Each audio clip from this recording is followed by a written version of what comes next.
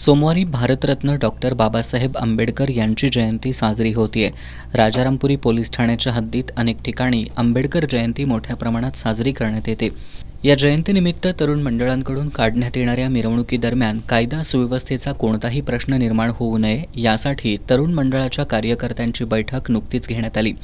या बैठकीत डॉक्टर बाबासाहेब आंबेडकर जयंती साजरी करताना तरुण मंडळाच्या कार्यकर्त्यांनी प्रशासनाच्या सूचनांचं पालन करावं, मिरवणुकीसाठी डॉल्बीचा वापर न करता पारंपरिक वाद्याचा वापर करावा अशा सूचना शहर पोलीस उपअधीक्षक अजित टिक्के यांनी दिल्यात.